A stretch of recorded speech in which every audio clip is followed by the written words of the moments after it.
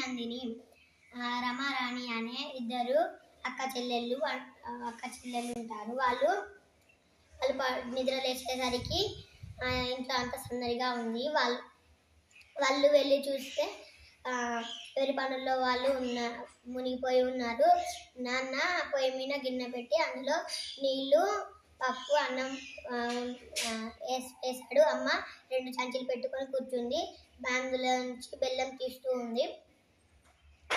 రమారాణి సురభి దగ్గర ఉన్న దూడ దగ్గరికి వెళ్ళి చూశారు. అక్కడ దూడను చూసి చాలా ఆనందించారు. వెంటనే దూడ దగ్గరికి వెళ్ళి దూడతో ఆడసాగారు. దూడను ముట్టుకొని చూశారు. అది మెత్తగా ఉంది. దాని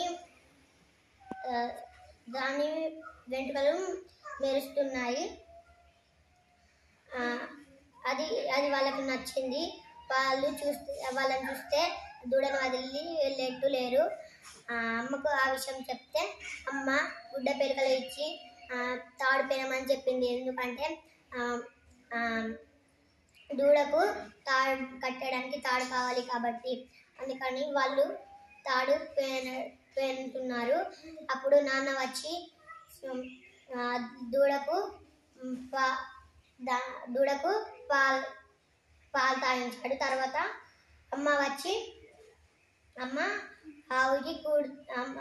ఆవుకి కుర్ది తెచ్చింది. తర్వాత నాన్న దూడను పక్కకు తీశాడు. అమ్మ పాలు పితికింది.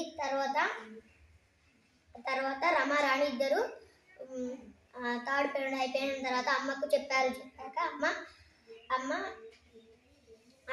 తాను తీసుకుంది. తర్వాత రమారాణి ఇద్దరు అమ్మ మేము బయటికి వెళ్ళమని అడిగితే సరే అని అమ్మ ఒప్పుకుంది. దానికి ఒక షరతు పెట్టింది.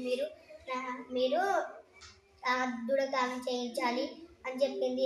అందుకని రమారాణి సంతోషించి ఆ దూడకు మెల్లమెల్లగా స్నానం చేయించి మెత్తని తాడుతో కట్టివేశారు.